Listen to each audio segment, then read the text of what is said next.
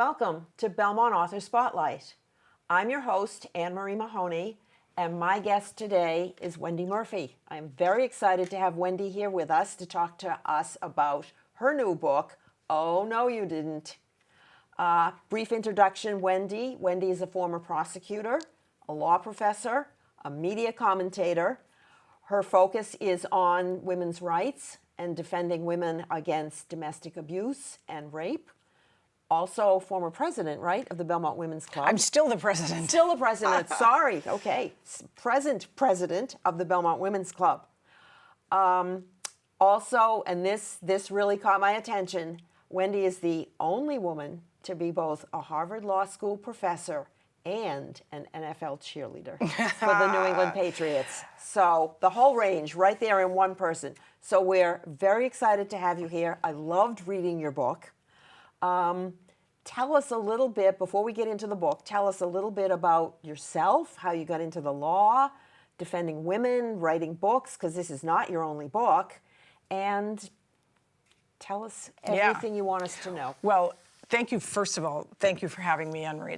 I'm delighted to be here. I want to just correct one thing. My status at Harvard Law School was as a visiting scholar, so I don't want to overstate myself. No, sorry, my mistake. Okay, that's fine. But it's the But other part. nonetheless. The other part is true. It was a Harvard Law School visiting scholar and an NFL cheerleader for the New England Patriots. I love when I tell people those things because, as an advocate for women's rights, I'm always hoping that people understand women are not only one thing. We have lots of ways of being, and we don't have to submit to anyone's rules. We don't have to be just a cheerleader or just a law professor. You know, we can do both, and if you think that's weird, that's your problem. So that's one of the reasons I like to say that. Yeah. So the question, why did I write the book, is kind of related to that same issue. I was researching a paper, because I'm also a scholar. I write a lot of law review articles. And this past 2 years or so, I was working on, I'm trying to think of the right word, but a beast of a law review article. It is now in print, and it's got 400 footnotes, which should tell you something about what a beast of a paper it was for me to write. But when I was working on it, so going back a couple of years, I was doing some research, and I happened upon a story about a woman whose work was credited to a man. It had some relevance to what I was writing in my scholarly paper. And I read the story and thought, oh, this is so interesting. I think I'll go get a book on this topic, and because I want to read more. And I want to hear what someone who's written about this has said about the why. Right? Anyone who would write a book on that topic, I think, would address the question, why? What's going on? Why did this happen? Not that it's that mysterious, but, and I went looking for a book, and there wasn't one. So I kind of thought, well, this must be written. I have to do this. If no one's done it, it shouldn't have to be me, but since no one's done it, I'm going to do it. It felt really like a compulsion, a duty. It's like a mission. A mission. Yes. This needs to be written. And then as I started to gather up stories and learn about these incredible women, I realized that I was kind of like them in the sense that they too, for the most part, had something they felt strongly about, thought it needed to get done, and they did it, right? So they had a lot of initiative. And I started to feel like I identified with them. Not every one of them, but many of them.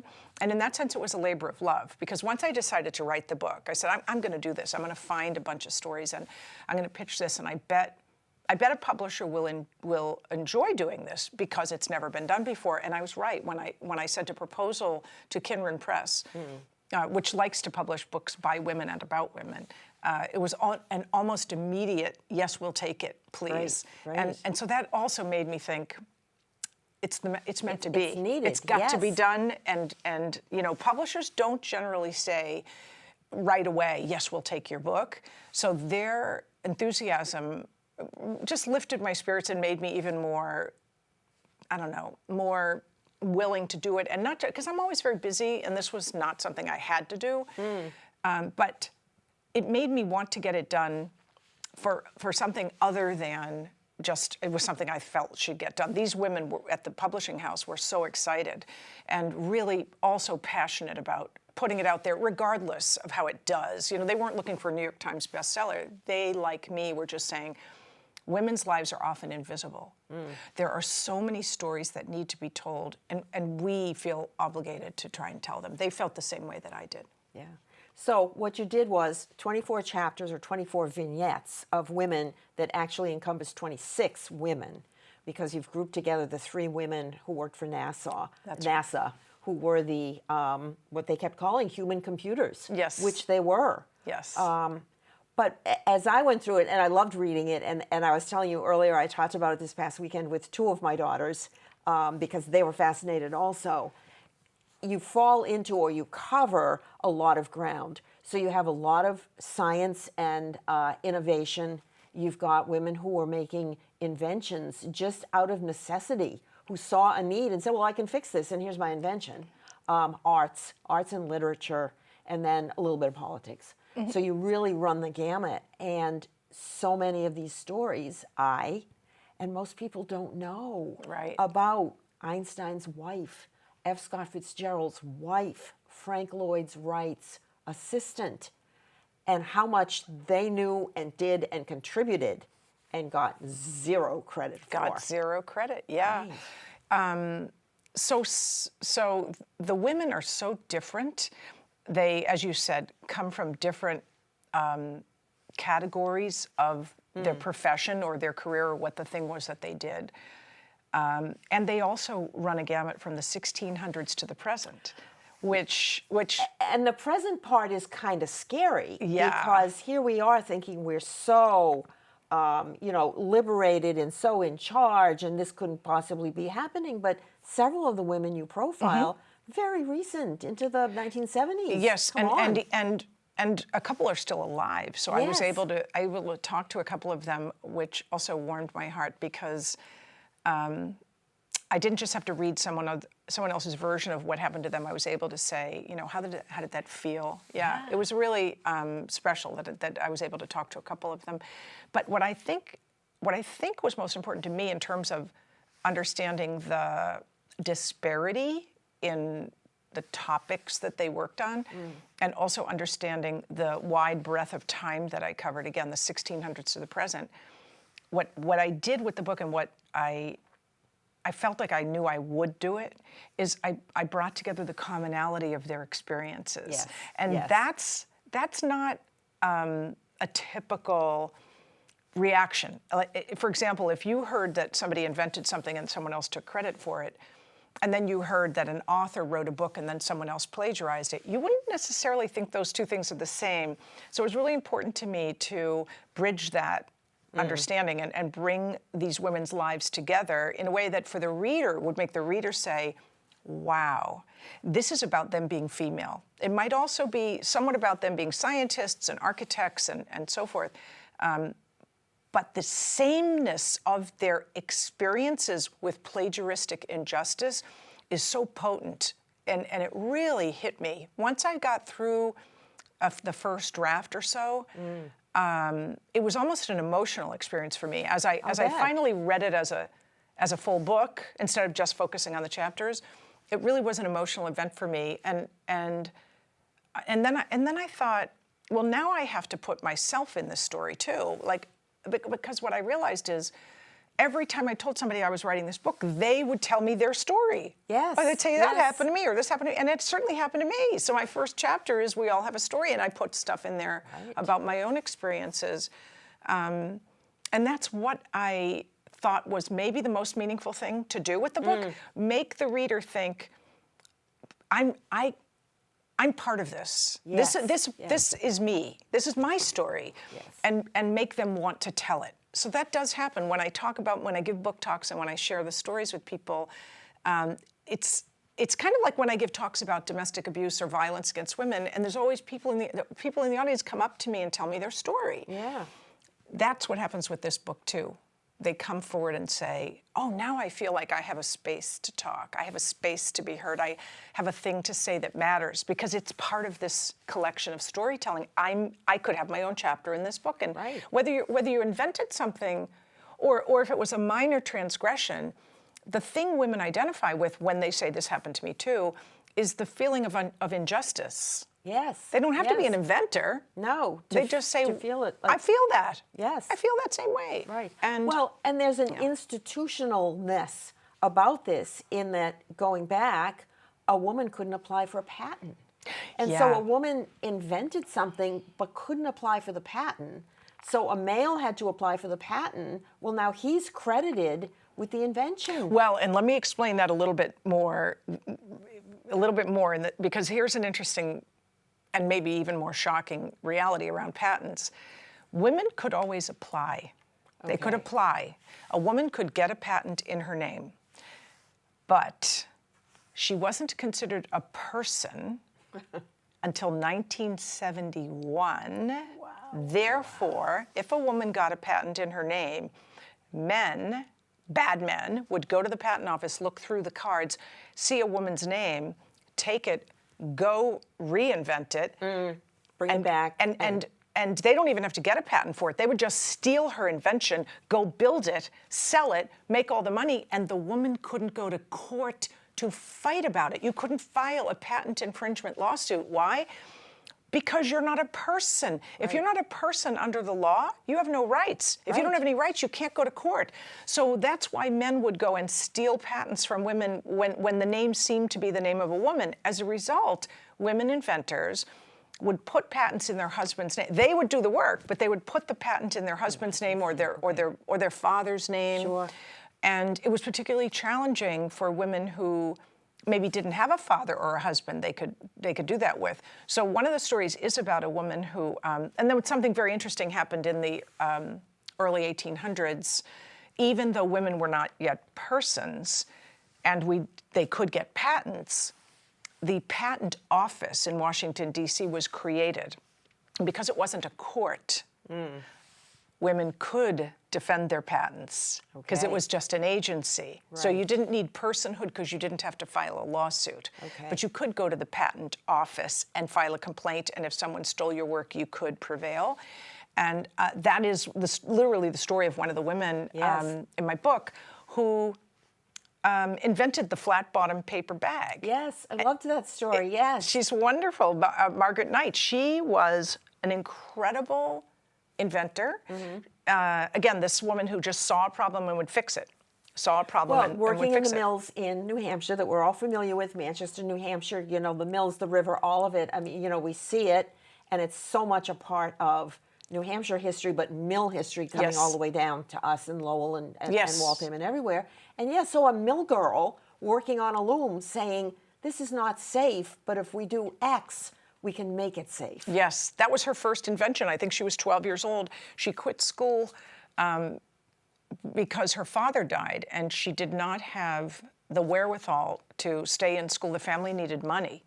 So when she went into the mill to just earn money to help her family, there was a piece of the loom that would break off every once in a while, and when it broke off, it would fling. It would just fling like a bullet across the room and sometimes hit people in the eye.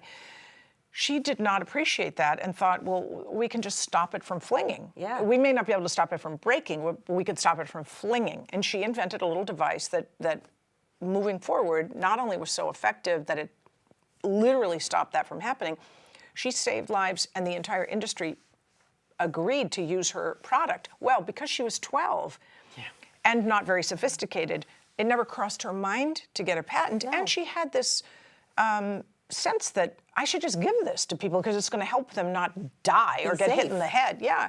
So she learned a lot, but she was 12, learned a lot about the business of inventing, and then in her life invented a lot of other things, Yes. including the The flat-bottom paper paper bag. bag. But by the time someone stole her flat-bottom paper bag invention, she was smart enough. She was not going to just let that one go. And she went to the patent office, demonstrated that this man had stolen her invention, prevailed, and it was the first time a woman prevailed in a challenge to a patent theft case. That was the very first time. And so she did lay the groundwork, I think, for other women to feel a little bit more confident that they should invent things and get patents in their own name, but women still didn't have personhood.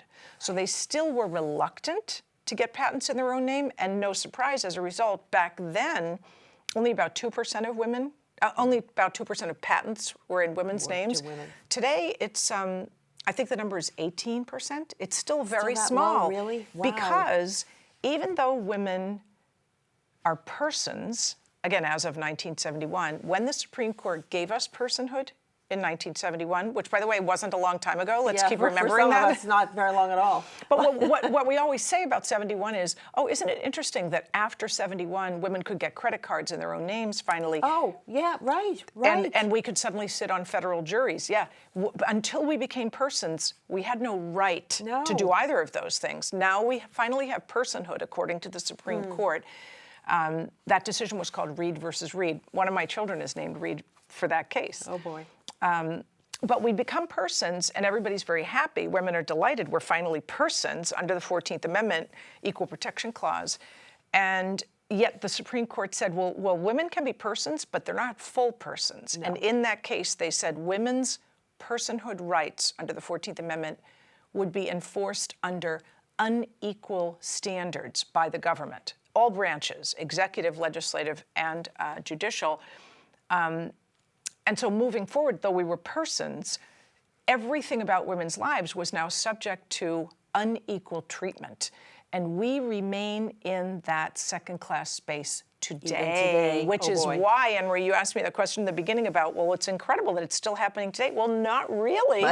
If you're a second-class person, it's going to happen. You're going to suffer second-class treatment, and that includes disproportionately people are going to hurt you, rape you, beat you, steal your stuff, take credit for your work. Right. It is a symptom. The theft of women's work is a symptom of this big constitutional problem. That's why we fought for the Equal Rights Amendment. Right. Mind you, it's still stuck. It has been ratified by the proper number of states, but it got blocked first by President Trump and then by President Biden. It's still being blocked by President Biden and Kamala Harris.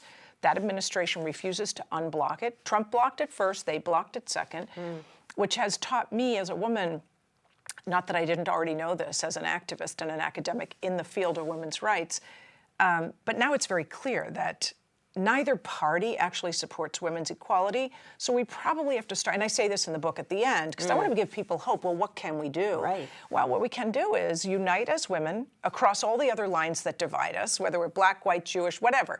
We come together as women to talk about and fight about the things that affect us as women, not that we don't have other issues, but this whole nature of being female causing us difficulty and harm.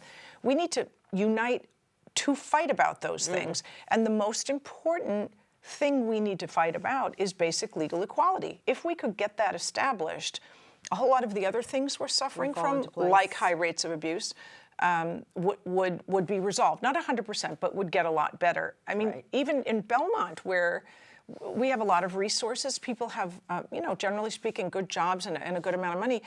The number one crime in Belmont is domestic abuse. It's the number in the police law. Right. It's the number one crime in every state. Not every state. I shouldn't say that because I don't know that data off the top of my head. In every city and town in Massachusetts, the number one violent crime. How is that possible? How is that even possible? I mean, it's a head shaker, isn't it? Yeah, but it's an attitude, and if we can shift back into some of these stories, you see that attitude in science. The woman who, for the first time, photographed DNA. Yep. Or Rosalind Franklin. Yes, discovered the pulsars. And the guys are like, "No, you didn't." "Yes, I did," and here it is. "Oh, okay." But I think one of the stories that fascinated me was the woman who worked in Frank Lloyd Wright's studio, the second female to graduate from MIT School of Architecture, the first female to be granted an architecture license in Illinois, and there she is doing beautiful designs, which Frank Lloyd Wright took as his own. Yes, and that was a requirement for him. He was well known, but not that well known when she first went to Illinois after graduating from MIT. And he was clear with her, listen, you can work for me. And she was so happy to have a job as an architect. Why wouldn't she be? Right. She was so happy. But he made clear to her, whatever you create is mine. I'm the boss. I'm the owner. The problem I have with that is, even though that's probably not unusual. A lot of lower level people create stuff for their boss, and they're not allowed to take credit in a certain way and for certain types of things. But she was an artist. So she wasn't just doing what he told her to do. No. He wouldn't say, like, go draw me a house and use these dimensions. She was the creator. She was both a designer and an artist in the traditional sense. Like, she did beautiful watercolors. She was so talented.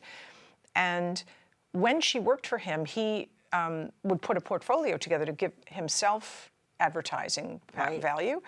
You know, here's my work, and people would hire him, and he became world famous fairly quickly.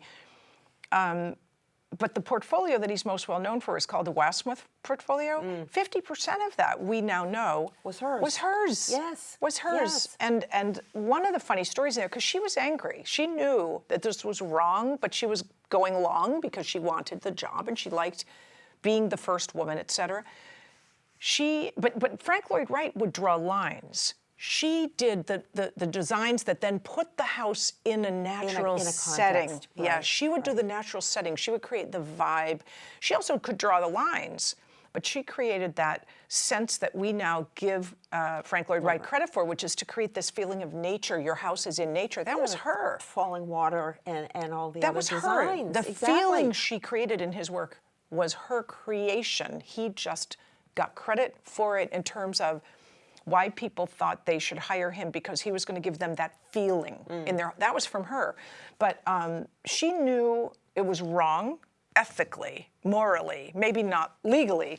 So one time she tried to sneak her initials into the foreground of the picture, and she put her initials in there, but it was in the shape of a spider.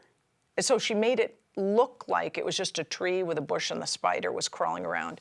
He caught on. He could see it. He saw it. He was livid. He was absolutely livid. So he actually added a little note and said, this was created by, you know, so-and-so, and put it in the portfolio with that notation. Henceforth, people looking at his work, unless it had him explaining that this was done by her, they were to assume it was done by him. Right. So he not only took credit for her work, but when she tried to stand up for herself, he created a situation that then made it impossible for her to get credit for what she had done, unless she could somehow sneak her initial in there. But I'm sure he read her the riot act after she did that and said, don't ever do that again. Yeah, I'll give you credit for this one, but don't ever do that again. And she didn't. Right. And as she got older, I think she started to really suffer mentally, because she eventually wrote this extremely long, basically autobiography that was pages of narration with her work and more pages of narration. She never criticized him. She didn't criticize him. She just gave herself credit. Yeah. And there were other women like that too, who didn't want to harm the guy. They just wanted to get their own credit. Their own credit for what they did, right? Auguste Rodin's student, Camille Claudel. Yes, and people, art critics and whatever experts now believe that she actually did most of his work. Well, she did his hands and feet, a lot of his hands and feet. Not a lot of, I mean, he was doing good work even before he met her. The worst part about that story was that she was so talented and inspired by him, and he was significantly older, and she fell in love with him because, of course, he took advantage of her and was full of romance and promises, but never left his partner for her. No, right. And she eventually gave up. But when she finally gave up on the romance part and went off on her own, she would design things, he would copy them, and she couldn't stand up for herself. Or she would say, why am I not getting any attention? Like, when I worked for you, you would occasionally help me get my own showing, for example. Well, as soon as she cut ties with him, and he absolutely blackballed her, would tell people she was mentally ill, and eventually he caused her to be institutionalized. In conspiracy with her family, they literally put her in a mental institution where she remained for the rest of her life, even though the doctors there said there's nothing wrong with her. But it really helped him avoid her saying out loud, I did this work. I did some work for him. I did the hands and feet. He copied me. He copied my designs. she started destroying her own work to prevent him from copying it. She would just break pieces and say, I'm afraid that he's going to copy this and I'm not going to be able to get credit. Eventually, we see that pattern over and over again. F. Scott Fitzgerald taking the writings of his wife Zelda while simultaneously putting her down and putting her in institutions. Exactly, yes. as we said, convincing her you're crazy. But meanwhile, he's taking her diaries and her writings and turning them into Tender is the Night and The Great Gatsby and all of these other characters that he wrote about. And I think, just on the question of what did these men do, it's a barbaric thing that was happening. It's barbaric to institutionalize someone, to silence them. But back then, and actually not that long ago, it was legal for a man to sign a piece of paper and boom, in goes his wife or some woman. Mistress or whatever, And boom, you're gone. It didn't matter. They had the unilateral, single-handed authority to put a woman in an institution. And as soon as that happens, as soon as the woman's in an institution, obviously anything she says publicly is discredited. Oh, she's in an institution. So if she claims credit for my work, says Rodin, you can't trust her credibility. She's in an institution. And he successfully kept her at bay. She died in an institution. And it wasn't until fairly recently that she started getting more credit. And it was only because during the 60s and 70s, women historians, looking back in time at certain things, asked challenging questions about this person that was intimately involved in his work, but then seemed to disappear. So let's go back and figure it out. And they were the ones that was really the feminism of the 70s that tried to ask questions and, in fact, successfully uncovered a lot of stuff about a lot of women, not just this woman, but other women that then faded. I mean, that's the sort of the sad thing here is there was a burst of women historians looking backward and saying, oh, we need to fix this. And then we've kind of gone back into the valley. We've gone back down. And when we look at prizes like the Nobel Prize, and we think of people like Einstein, for example, who actually his wife was a well-known physicist at the time and contributed a lot to his work, and yet who gets the prize? And so having read your book, I started paying attention as the Nobel Prizes are being announced even now and saying, wait a minute, it's all male names. Stop.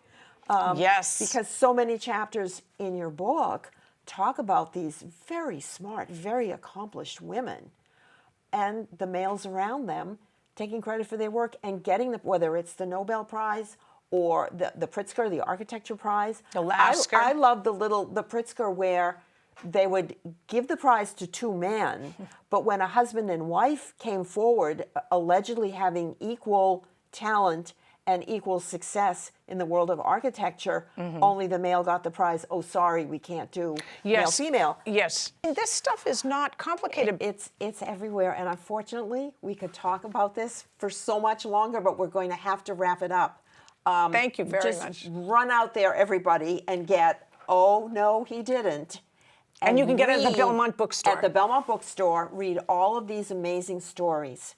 And we'll have you back and we'll talk some more. Thank you very much, Thank you so much, Anne-Marie. Wendy Murphy. I'm Anne-Marie Mahoney. This is Belmont Author Spotlight. Thank you.